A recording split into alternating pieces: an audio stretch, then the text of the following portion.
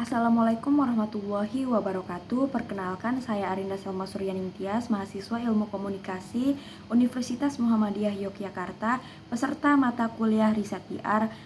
Dan pada video ini saya akan menjelaskan tentang konsep audit komunikasi, mengapa audit itu penting, apa saja yang diaudit, dan teknik pengumpulan data serta analisis jaringan komunikasi dalam audit komunikasi. Nah, audit komunikasi merupakan salah satu tools atau instrumen untuk menganalisis dan mengevaluasi bagaimana arus informasi dalam organisasi, baik secara vertikal, top down, dan bottom up, horizontal, diagonal, apakah hambatan ketepatan media, dan sebagainya. Audit komunikasi biasanya sangat erat dengan komunikasi internal organisasi. Kelancaran arus komunikasi dalam organisasi harus dideteksi dari awal agar tidak menimbulkan krisis. Untuk mendiskusikan tentang audit komunikasi akan diawali dengan konsep dasar audit komunikasi organisasi. Apa sih audit komunikasi itu? Istilah audit komunikasi diperkenalkan pertama kali oleh George Odiorne yang ingin menunjukkan bahwa proses-proses komunikasi dapat diperiksa, dievaluasi, dan diukur secara cermat dan sistematik, sebagaimana halnya dengan catatan-catatan keuangan. Menurut Odiorne,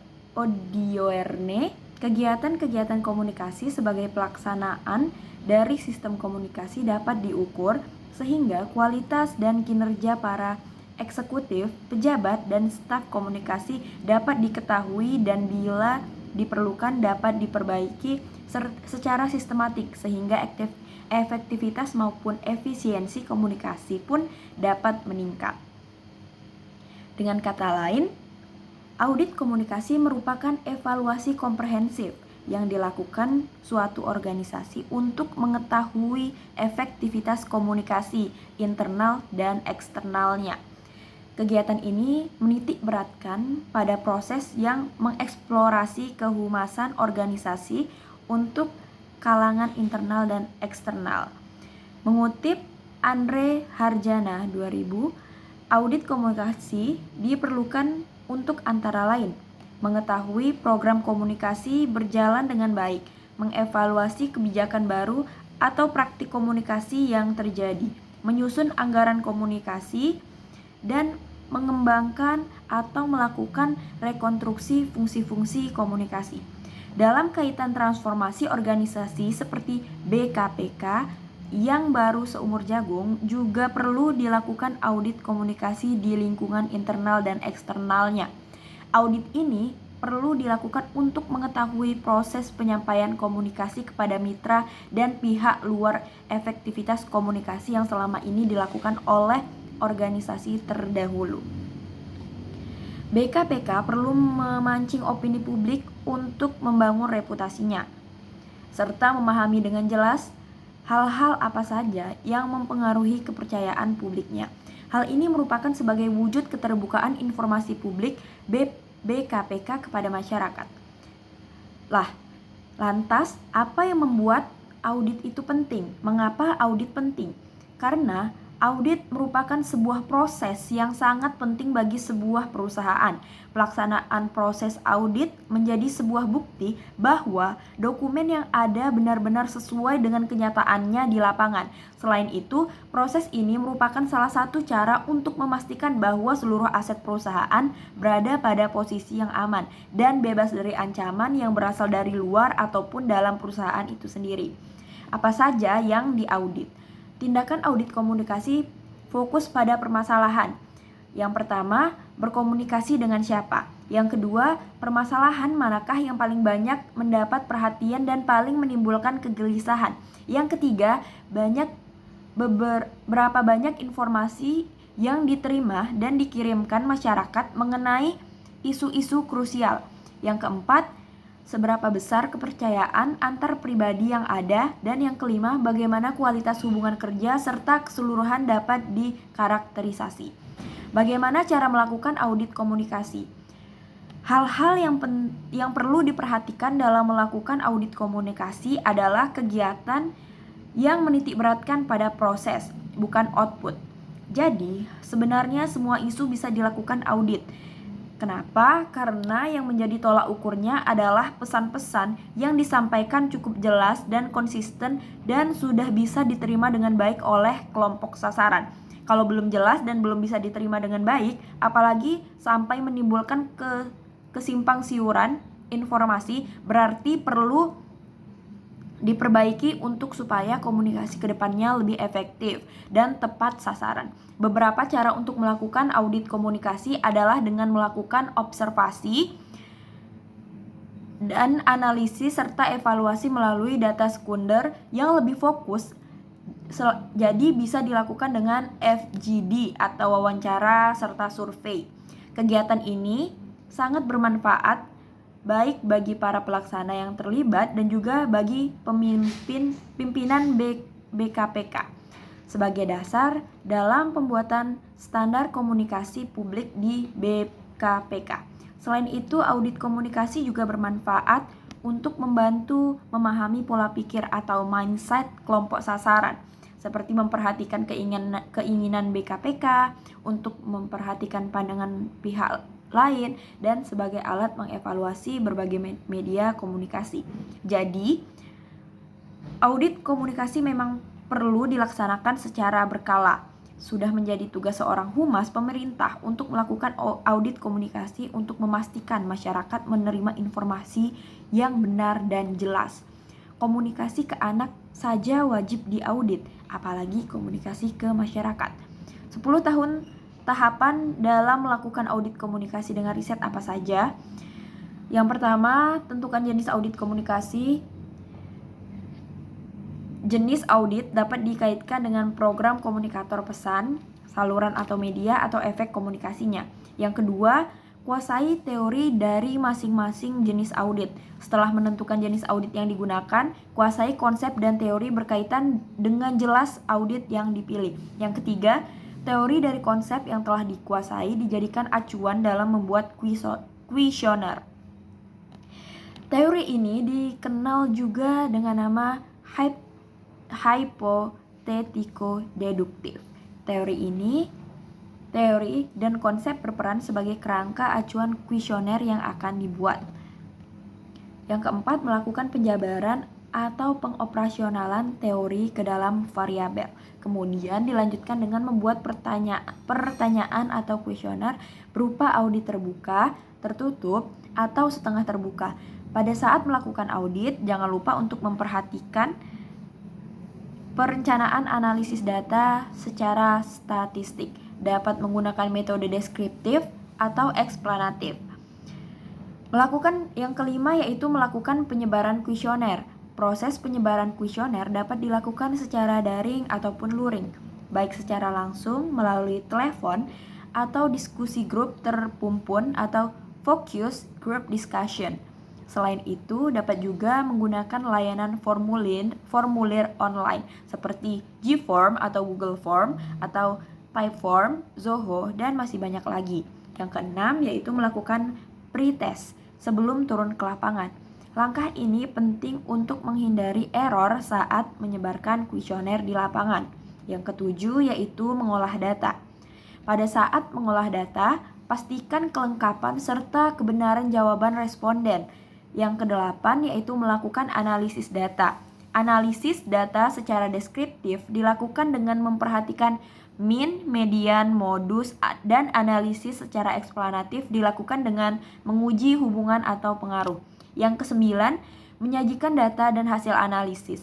Data dan hasil analisis ini dapat disajikan dalam bentuk distribusi atau frekuensi, grafik ataupun balok. Dan yang terakhir, yang ke-10 yaitu menyusun laporan menggunakan bahasa yang komunikatif.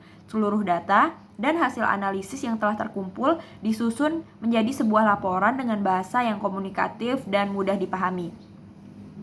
Bagaimana pengumpulan data dalam melakukan audit komunikasi? Nah, teknik pengumpulan data dalam melakukan audit komunikasi yang pertama yaitu survei dengan kuesioner. Survei ini dilakukan dengan menyebarkan kuesioner kepada responden yang terkait dengan topik yang akan diaudit. Kuesioner ini dapat berisi pernyataan terbuka maupun tertutup. Survei ini dapat dilakukan secara online maupun offline. Wawancara tatap muka. Yang kedua, teknik pengumpulan data dalam melakukan audit komunikasi yaitu dengan cara wawancara tatap muka. Wawancara tatap muka dilakukan dengan bertemu langsung dengan responden. Wawancara ini dapat dilakukan dengan menggunakan panduan wawancara atau tanpa panduan wawancara. Yang ketiga yaitu analisis jaringan. Analisis jaringan dilakukan dengan memetakan hubungan antar individu atau kelompok dalam organisasi. Analisis ini dapat dilakukan dengan menggunakan software tertentu. Yang keempat, pengalaman komunikasi. Pengalaman komunikasi dilakukan dengan meminta responden untuk mengingat kembali pengalaman komunikasi yang pernah terjadi dalam organisasi. Pengalaman ini dapat berupa pengalaman positif maupun pengalaman negatif. Yang kelima yaitu ada buku harian komunikasi. Buku harian komunikasi digunakan untuk mencatat setiap kegiatan komunikasi yang terjadi dalam organisasi. Buku harian ini dapat berisi informasi mengenai jenis komunikasi, waktu, tempat, dan orang yang terlibat dalam komunikasi tersebut. Pemahaman analisis jaringan. Analisis jaringan merupakan salah satu teknik untuk memeriksa pola data dan koneksi antara individu hierarkis atau aliran korespondensi individu di dalam suatu jaringan. Seperti yang mungkin kita ketahui dalam prosedur korespondensi, seorang individu tidak akan dikeluarkan untuk mengarahkan data mulai dari sumber kemudian ke berikutnya. Mulai dari satu sumber kemudian ke sumber yang berikutnya. Apalagi dengan tekstur suatu individu dengan orang lain, karena itu dalam menganalisis jaringan auditor akan mencoba menilai persoalan tersebut. 1. Dengan siapakah seorang itu berkomunikasi? Yang kedua, melalui apa? Siapakah yang sering menjadi sumber informasi? Dan yang ketiga, kenapa? Siapakah sering dirujuk untuk menyelesaikan masalah? Dan yang keempat, siapakah yang berperan sebagai filter informasi dan lain sebagainya. Dengan kata lain, analisis jaringan melibatkan dua aspek utama, yaitu bagaimana aliran informasi terjadi serta pola komunikasi dalam bentuk jaringan hubungan. Jaringan menurut Neher pada 2000 adalah struktur sosial diciptakan oleh komunikasi antara individu dan grup. Kontak dan link dibuat ketika orang berkomunikasi dengan orang lain dalam segala bentuk fungsi secara sosial dalam organisasi dan masyarakat pada umumnya. Jaringan juga merupakan saluran digunakan untuk menunjukkan bagaimana penonjolan pengaruh suatu kekuasaan serta formal dan informal oleh manajemen organisasi. 3 pendekatan yang digunakan untuk menentukan analisis jaringan organisasi. Yang pertama, lingkup. Tahap analisis dari perspektif komunikasi individu antara individu, kelompok, organisasi, dan organisasi lainnya. Yang pertama, individu, jumlah informasi yang diterima. Yang kedua, bagaimana, kapan saja, dan siapa, dan apakah yang diperbincangkan antara dua orang. Yang ketiga, kelompok, pola komunikasi, dan hubungan kekuasaan, kepemimpinan, dan publisitas. Yang keempat, struktur meninjau serta mengevaluasi struktur kerja berdasarkan hierarki atau sesuai tugas dan tanggung jawab. Yang kelima, tempat organisasi atau lingkungan. Proses pengumpulan informasi hardware audit. Jaringan hubungan antara organisasi dengan organisasi lainnya atau dengan lingkungan eksternal organisasi seperti pemerintah, pemasok, pelanggan, dan lain-lain. Berdasarkan fungsi komunikasi. Yang pertama, fungsi produksi komunikasi. Karakterisasi berdasarkan perintah supervisor dan pengendalian kegiatan kerja seperti apa yang seharusnya dilakukan, kapan saja akan dilaksanakan, bagaimana tugas individu itu dilaksanakan. Yang kedua, komunikasi inovasi, mengevaluasi bagaimana rekomendasi terhadap perubahan atau pembaruan aktivitas kerja disalurkan dalam organisasi. Yang ketiga, penyelenggaraan komunikasi, yaitu bagaimana nilai serta jalinan hubungan dipertahankan dan dioperasikan untuk memastikan kebutuhannya. Dan yang ketiga yaitu ada struktur, bagaimana pola serta aturan aliran komunikasi informasi kerja mengalir berdasarkan struktur hierarki dan status. Yang pertama, siapa berinteraksi dan dengan siapa dan menjalin harian organisasi. Yang kedua, aliran informasi internal organisasi. Baiklah, mungkin hanya itu yang dapat saya sampaikan mengenai audit komunikasi. Semoga video ini bermanfaat dan dapat menambah pengetahuan teman-teman. Terima kasih sudah menonton.